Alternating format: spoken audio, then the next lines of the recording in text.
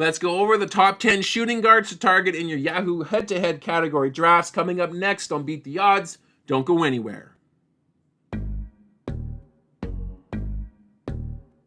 Hello sports fans and welcome to another episode of Beat the Odds. I've got my top 10 shooting guards to draft in head-to-head category leagues.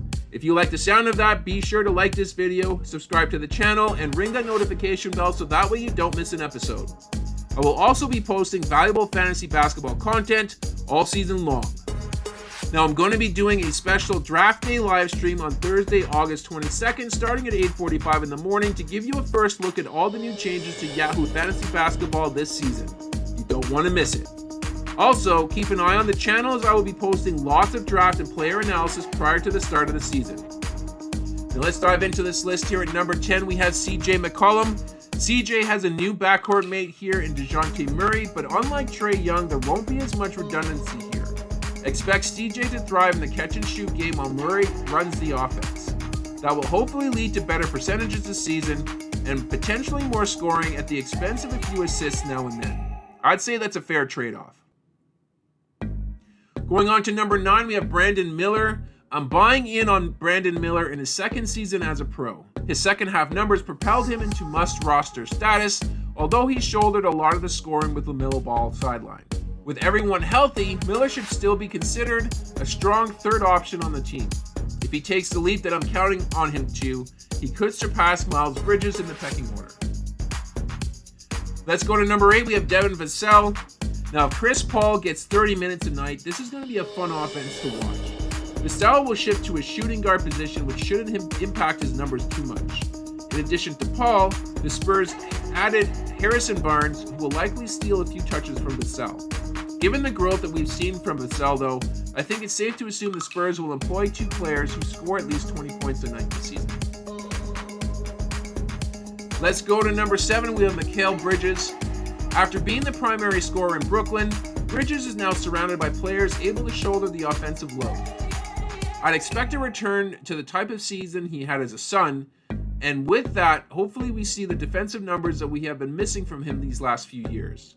I'm anticipating Mikal to slide into the shooting guard spot with Jalen Brunson, OG Anunoby, Julius Randle, and Mitchell Robinson rounding off the starting five. Let's go to number 6. We have Derek White. There is a reason why Derek White was chosen for the Olympic team.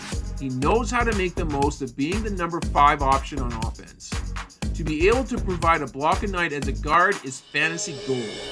Scoring buckets is not the only way to warm a fantasy manager's heart, and White has shown us that on numerous occasions. I expect a similar line this season as the one that he posted a season ago. Let's go to number 5. We have Desmond Bane. Now, I would throw last season out the window. Bane should return to form in 2024. He's ready to go, and so are his teammates, so we should see him become the number 2 option on the team once again. I'm thinking that he doesn't replicate his 5.5 assists from last season, but he'll still put up a bunch of 20.5 assists and 5 rebound lines. He should be a top 5 scoring shooting guard, and will give you an ample amount of threes with solid production across the board. Let's go to number 4. We have Devin Booker. Is Booker really the Suns' point guard, or is it Beal? Does it really even matter? I view both as shooting guards on a Suns team that hasn't employed a true starting point guard since Chris Paul. Booker is a better pick in roto, but still shines in head-to-head matchups with his ability to score. I think you'll get the best value for Booker if you are drafting him to fill a shooting guard spot on your fantasy team.